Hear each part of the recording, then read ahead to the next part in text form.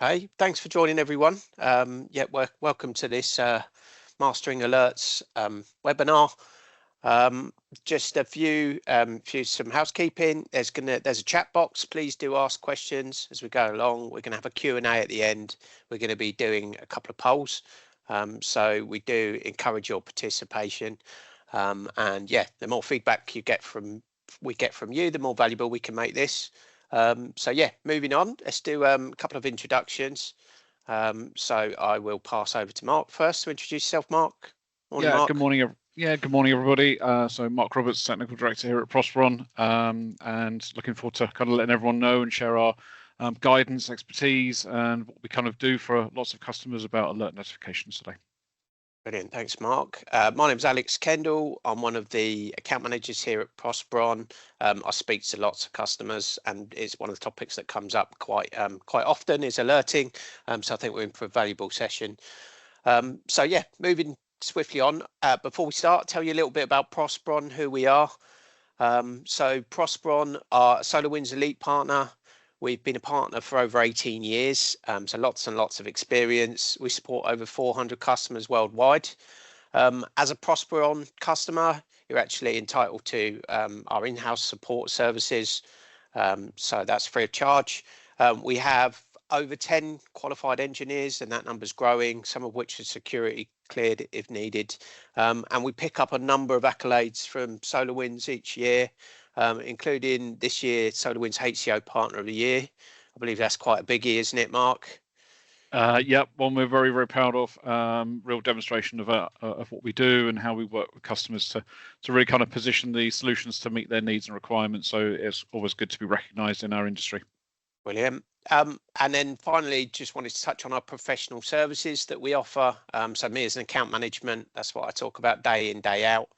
And we have a number of consultants that work with our customers to give them to maximize their investment in SolarWinds. So some of the examples of work that we can do is integrating SolarWinds with other platforms. So it might be your service desk, enriching their tickets with data captured from SolarWinds.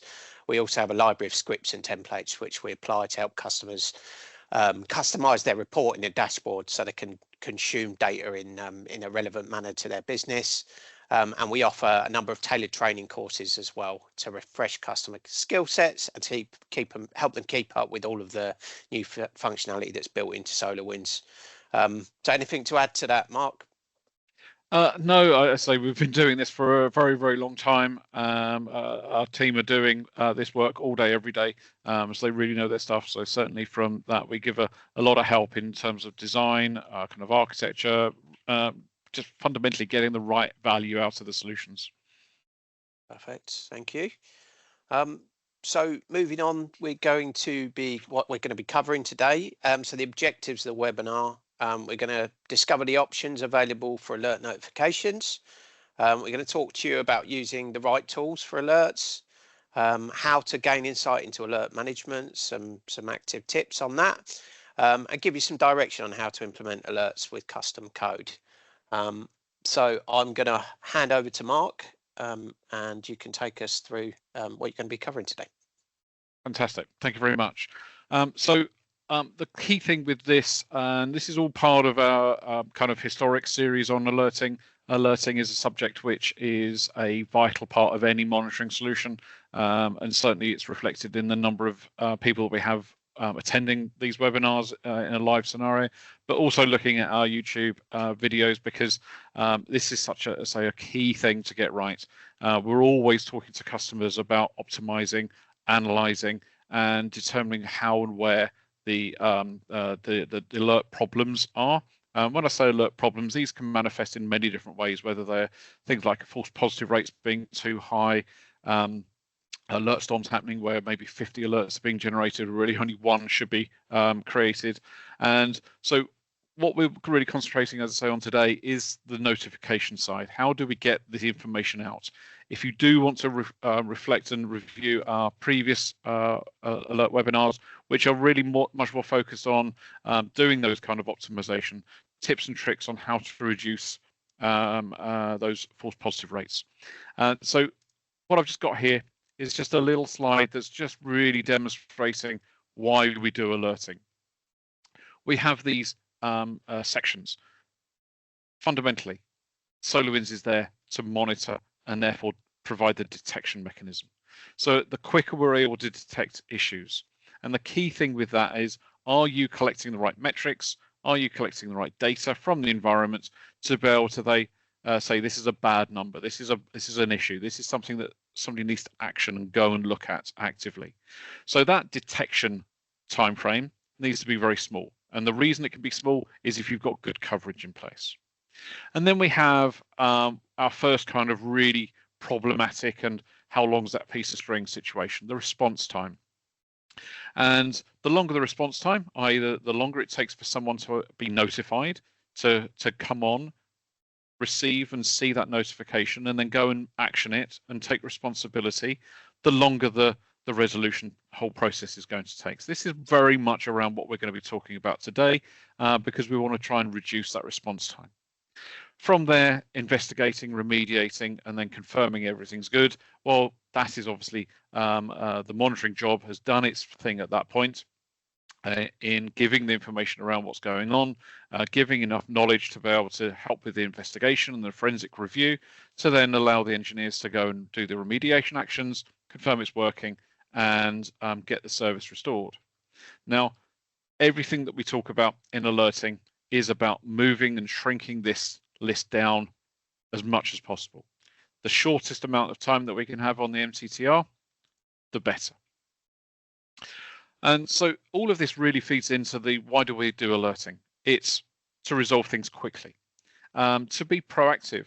And this, in terms of when we talk to our customers on our kind of maturity pathway, on having good quality, advanced monitoring, collecting the right data, presenting it in the right way, having good quality alert definitions, all of that allows us to then start moving into this realm of proactive capability. So this is where alerting is kind of now stepping into, rather than just being something's broken or something's not working correctly, it's not performant, into something that is going to be a notification to say, look, you need to go and deal with this before it actually does become an issue to that level. Also, the aspects with regards directing the communication. Now, we're going to have a discussion on the kind of alert notification options that exist, and there are many. And the big thing around that is getting it to the right people in a short time frame and in the right way. Now, the right way could be many different methods. We'll have a look at some of those now. But this all depends on how the organization is working. Whether you're working in an office and everyone's sat in the same desk area, or you've got remote workers, or you've got mobile workers.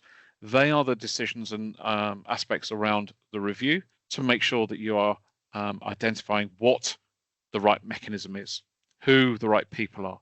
Do you need to cater for anything like shift patterns, for example? That's a big thing in terms of getting into the right people.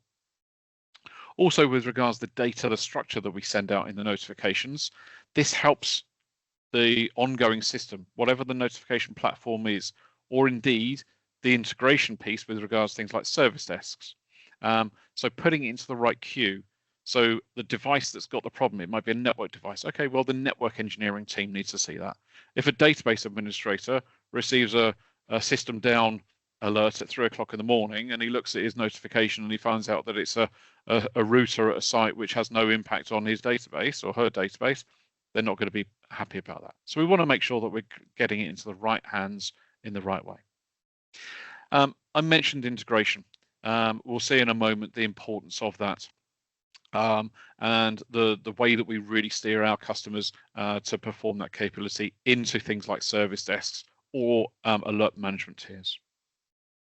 Automation, always. People are always talking about automation.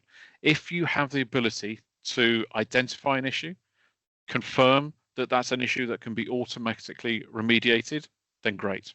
Now that could be something like an automation processing engine, the Yahoo platform, or Chef, Puppet, Ansible, etc. All of those kind of solutions, they are all things which can be leveraged to help you with your automation. Now, alert notification methods, there are just too many for us to mention. We've kind of put some key ones on the screen here. On that screen on the left-hand side, you can see this is the list of the actions that the SolarWinds Orion and HCO platform provides. I've highlighted the ones in yellow, which are the more notification-based ones. The other ones that are not highlighted, just for your reference, are going to be kind of automation and management things. You'll see a whole range of ones there with regards virtualization changes, for example. Now, email, we still see it is the most prevalent one. We'll discuss that in a minute. We'll see what you guys and girls are doing, and but we want to move away. We want to steer people away from email. Email is one of those scenarios where it's a send. It goes into a distributed mailbox or somebody's mailbox. Are you looking at it? Are you looking at it when it needs to be looked at? Who's got ownership of that? It's not the most conducive way of really taking ownership of an alert scenario. So that's why we start moving into other mechanisms. Oh, Alex, yeah. Yeah, I was going to say, Mark, what are the mechanisms, what do you normally see when we're moving people away from email? Which is the preferred methods? Yeah, we'll certainly be highlighting in this situation that integration to service desks is the one that we really want to drive people to. That's where your management comes in. That's where your ownership. That's where your automation. That's where lots and lots of benefits start coming in, because that's a platform that's designed to manage those incidents. It's your ITOM.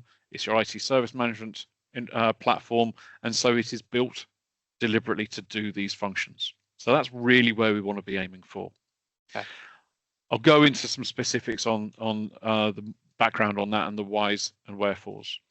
But there are also many other notification systems, whether it's the fact that you want to send an SMS, whether we want to integrate to direct messaging platforms like Teams and Slack and WebEx and many, many others that exist out there in the corporate landscape. You'll see there I've got things like sound. One of the actions that you'll see in the bottom left of the screen there is play an audio file. And many times over my career helping customers with the SolarWinds platform, we've implemented that. So a sound will go off and people look around and go, yep, okay, I'll take that. That's one of mine. That's a really good thing. So really the sky is the limit. What we do say to customers is, what is the inherent tooling that your organization uses? Is it sufficient to notify?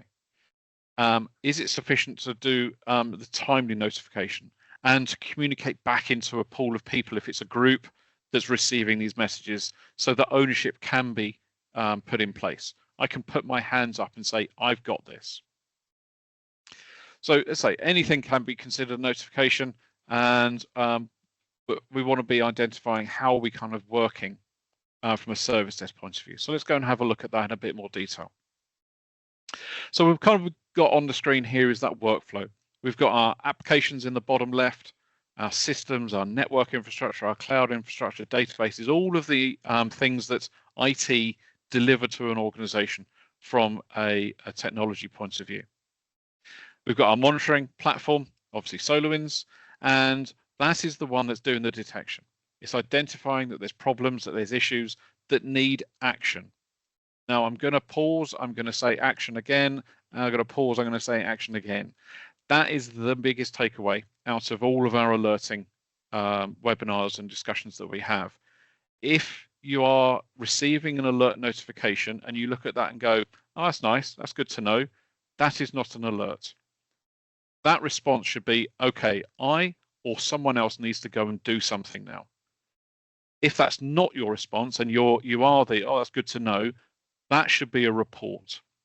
So think about leveraging your platform's reporting capabilities, whether it's automatically sending you daily, weekly, whatever frequency emails, to give you information in that way, because that is a much more aligned output to you going, oh, good, that's good to know. So we've got this action function. The action needs a response, and it needs a response of somebody or something. So something, as I say, could be the automation. It could be those automation platforms that I mentioned previously that are configured to go and resolve things, make configuration changes to your firewall, restart a service, whatever it may be. But that goes into your ITSM tool. So SolarWinds have a service desk application, but there are many out there. And so obviously common ones like ServiceNow, Freshdesk, but as I will be looking at the SolarWinds Service Desk platform today. But automatically creating an incident in that platform from SolarWinds is the key. So we'll have a look at that today, how we can create that function.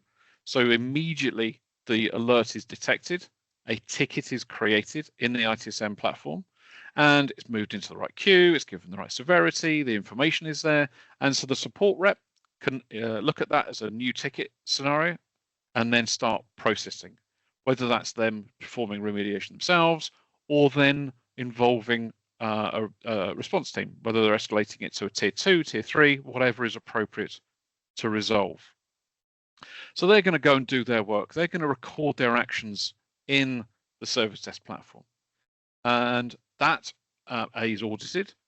Also, it obviously helps with feeding into things like knowledge bases and various other aspects. So that is why we really strive to steer people towards that. What I've kind of indicated, yeah, please. Sorry, I was just going to say, can you give us some examples of the impact you've seen where people don't take action when the alerts come in? Well, obviously the situation, we had a call with a customer this week, and we were talking about them uplifting to the HCO capability, and they gave us a use case about the fact that a network device had changed, that its knock-on effect had caused the service to now fail in terms of remote access to that service from the outside world, but nobody had any idea for hours. They fixed it very quickly, but the whole issue there is the fact that in the first instance, the monitoring solution did not have an alert to look for config changes. It didn't have an alert to monitor this service accessibility because it was monitoring from the inside, whereas the issue here was the fact that the service was still working inside, but people couldn't access it because of the change on the firewall. Okay, thank you. That mean time to resolution got massively extended because the detection was there, but the notification wasn't there. At the top of the screen, you can see that I've got a number of notification platforms, whether it's purpose design solutions like Everbridge or PagerDuty, whether it's direct applications like sending SMS and Teams, sending email. They can come from both sources. So depending on how you work, depending on the workflow, you may move it from SolarWinds up to those. You may create the incident in the ticketing platform, and then that performs the notification method. Absolutely fine. Whatever works, whatever is appropriate for the given scenarios. So just going to go to a poll. So please put your responses in there.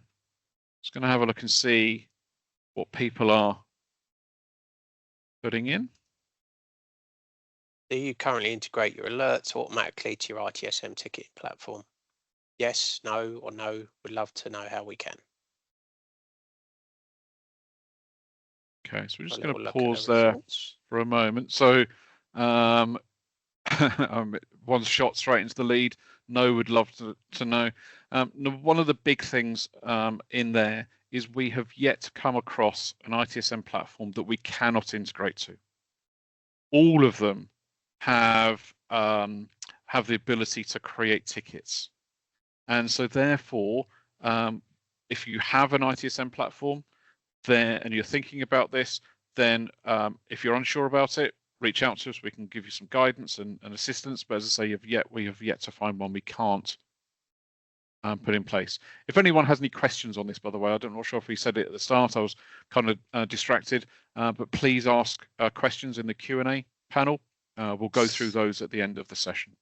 So we've got a few people that couldn't vote, but saying their network stops them from voting. But right, okay. Yes, they're integrated with their ITSM platform. A couple of no, would like to know more about it. So if we don't answer your questions today, please do reach out afterwards. We're going to send you follow-up email, and we're happy to have a chat with you about that. Offer you some more advice. Fabulous. Okay, so just very quickly on the screen, we've got an example here of integration to, in this case, Teams.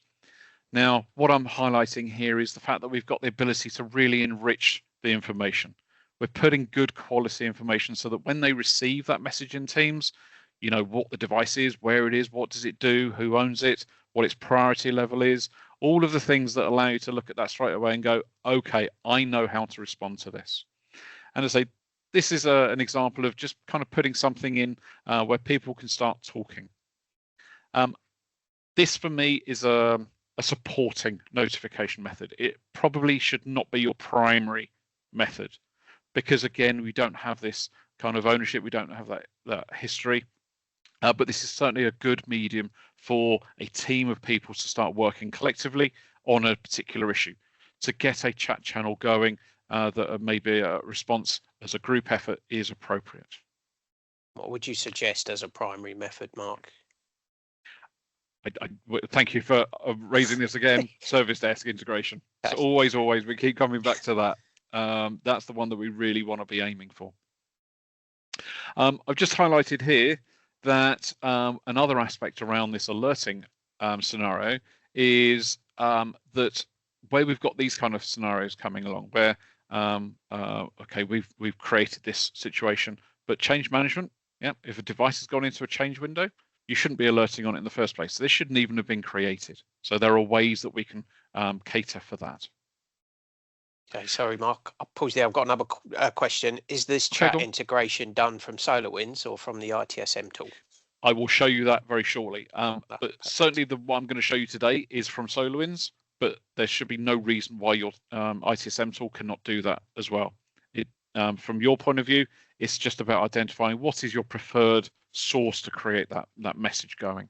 But I'll show you in a moment what that looks like. Perfect, thank you. We are partners with SMSEagle. What this is a hardware device. There are a few models in terms of the number of modems and backup function, etc. But fundamentally, this is a hardware device that can plug near enough directly into your SolarWinds platform. It just sits on the network or sits off a cable. And so you can do isolated message sending. So if you are in a high value, high criticality environment where you do not want to rely on the internet to be available, because one of the options is that we can do an email to SMS send. Yeah, we can. There's many online providers that do an email to SMS service. But if you want to ensure that even if your internet connection or indeed network goes down, you can send an SMS message and fully isolate your monitoring for notification, this is a great solution. And this is obviously why we have partnered with them. It's a low cost. They're about £850. Comes with a GSM modem or two, and then has a number of features to allow us to send this. The thing with this is the capabilities can be used by many other areas. Can you give us an example where we've used that in the past, Mark? I'd say for some of our secure environments, MOD customers, and police service, health services. So where the criticality, where there are kind of high value e-commerce site or lots of those kind of scenarios are very much the ones which will be appropriate for that. Okay, perfect. So another question, please get your votes in. Which alert notification method do you feel is the best? Message in Teams, Slack or other, via SMS, ticket in help desk, email, or that's surely a trick one, a flashing light on desk? No. About 10 years ago, we worked with a Saudi company, oil and gas, and literally they had a big panel that they wanted to show a light on. So we worked with them on creating a flashing light on their big industrial panel. Literally seen it all. I know, right? Okay, so I'm going to share now. I'm going to go across to the demo. Let's go through some of these aspects. Okay, so what I've done here is I've just created an alert within our SolarWinds dev platform, and hopefully you can see we've got a number of options here for sending. I've got two here for SMSEagle. Primarily, we're going to use the same method as Teams, but I wanted to show you the difference for supporting scripts as well, just as an alternative method, but both of these actually work and will send the message. So the first one we want to kind of just highlight here is the email. And here you can see we have put a series of HTML code, because what we want to do is send enriched information. What we would want to send to the receiver is things in a nice format. Now, for some reason, when I did this test this morning, you can see that I sent this through. It came through in an odd format. So clearly something's changed on my Outlook. Otherwise, they'll be shorter. But the fundamentals here is we've got a nice, clean, elegant, enriched piece of information. I've got links, so I can immediately go off to have a look and see what this is about, to acknowledge it.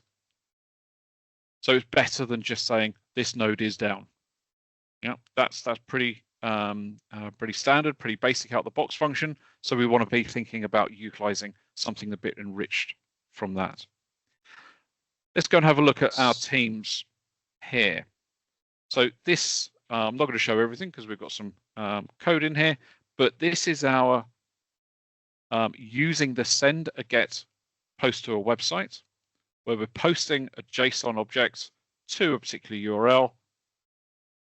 And that is the one that is bringing that communication. So we've got a particular Teams channel, which we have all of our alerts going to. Alerts generated, pops up on the screen, people start chatting, go and resolve it. Nice and easy. So I've got a couple more questions, Mark, if you don't mind jumping in. Yeah, go for it. So Niall has asked, is Hornbill an ITSM tool that you've come across being able to implement alerting into? Yep. So we have experience of integration to Hornbill, and so say from that point of view, that has a nice rich API. And so whenever we do integration to Service S, we will always try and do it via the API. There are other mechanisms such as email, mailbox being parsed, but the API one is the one that we can do bi-directional. And what I mean by that is we can create an incident, and as part of that communication process, we can get the incident number back. And therefore, we can put links in the SolarWinds UI to that incident, and we have a reference to when we automatically close the issue, i.e. the node comes back up or the website's now working in a correct manner. We can update the case, and we can either automatically close it, we could put this has been remediated, or just literally a comment that says, yes, this issue has been resolved, this is the current status, and this is the performance of the web application. All of the things which are nice to share back to update that case. So that's going to save a lot of time for Niall. Yeah. There's a follow-up question as well. Go on. Sorry, Mark. And it says, what's the best way you'd suggest determining with your team what the most efficient way of getting alerts is, especially for team members with little SolarWinds experience? So the situation there is understanding how your team work. How many people are in it, how it's structured, is it everyone's a generalist, or are there particular departments? Do you have a services platform already? Because if you don't, you really should. That's your kind of management function. And so therefore, kind of just identifying what tooling you have today, what can we leverage immediately, what's the bigger picture scenario, and again, as I say, aiming for that goal of having a proper ITOM solution and service management solution. So that is because that's the right medium to use. Perfect. Thanks, Mark. I'm conscious of time. Yes. Sorry, I'm just conscious of time. I see we're coming up to time, so we're going to carry on, go over a little bit. So if you are able to stay, please do so. If you're not, then please catch up with the recording. So what we have here is an action that says execute an external program. So we're going to execute the PowerShell command line. We're passing a script and we're passing parameters, so the device or the contact name or whatever.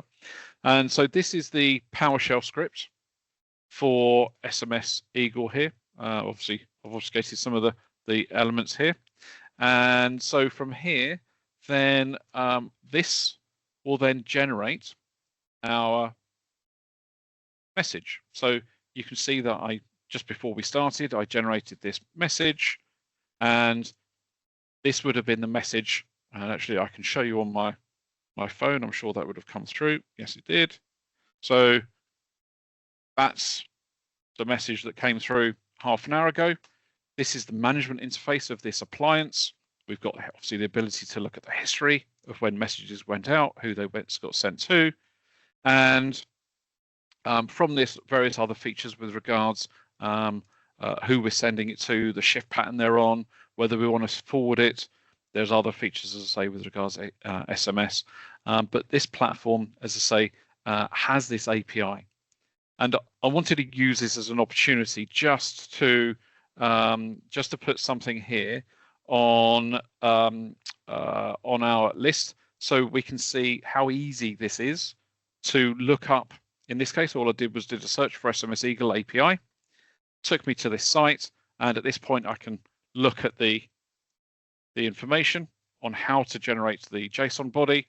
In fact, this is very much that that PowerShell code, the URL that we need to send it to. So all the information I need to do that kind of integration. Okay, the last one to show you today is the integration to Service Desk.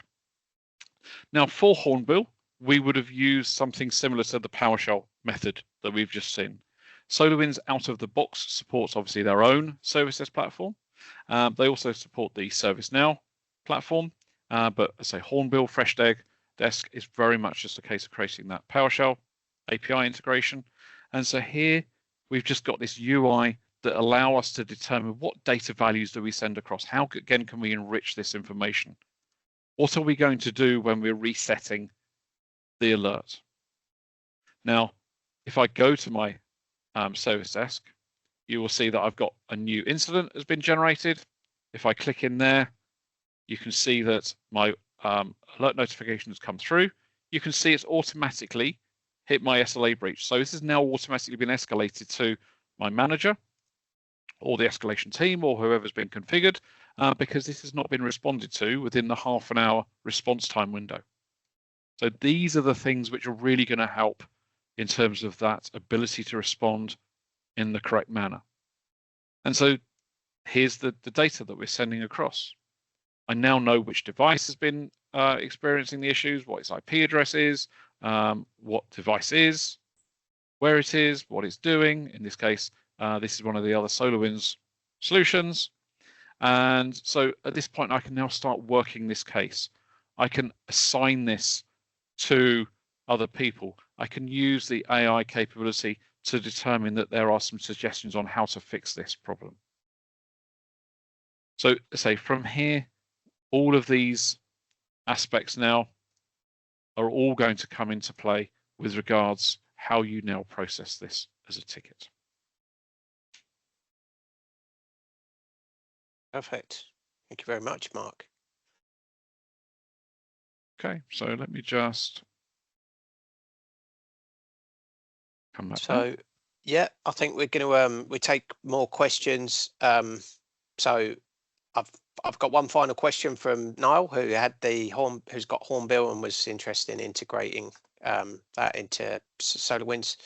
What's the best way to figure out HTML for these code sections of the alerts? I've always tried Google, but would love to know other ways of learning that.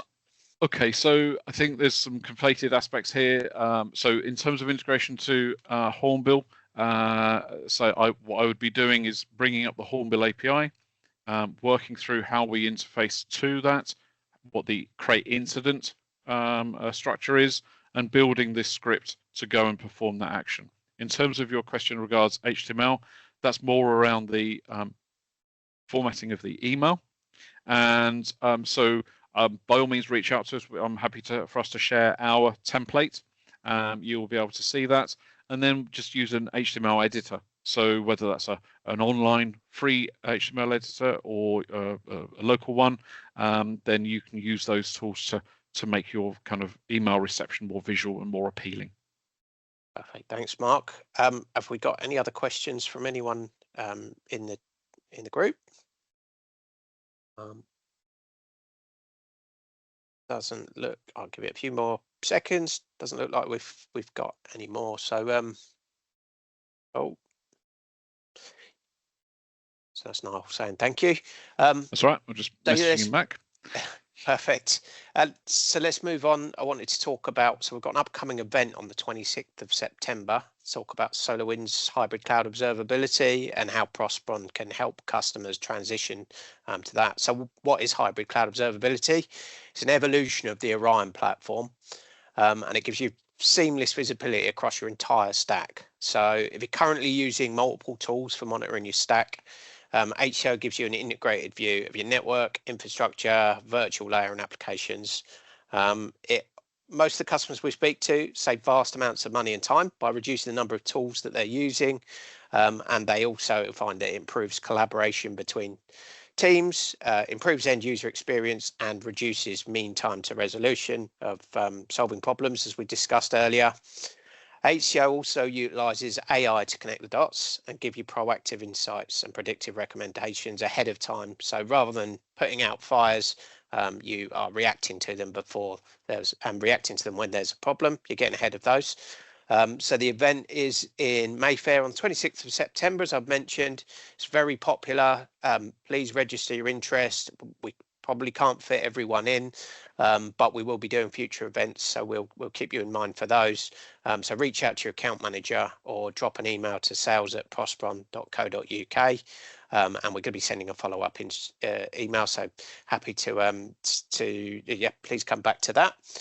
But also just to mention how you can interact with us. Please follow us. Your feedback is really valued to make these as valuable as possible moving forward, these webinars. So if you want us to keep giving you this free content, please follow us at LinkedIn. The addresses are there. They're going to be on the pack that we send out after as well. Visit us at prosperon.co.uk if you want to learn more about any of the topics we've discussed, and sign up to our YouTube and tweet channel. So thank you very much for joining. Please reach out to your account manager. Let us know if there's any questions. We look forward to working with you all. And thanks again.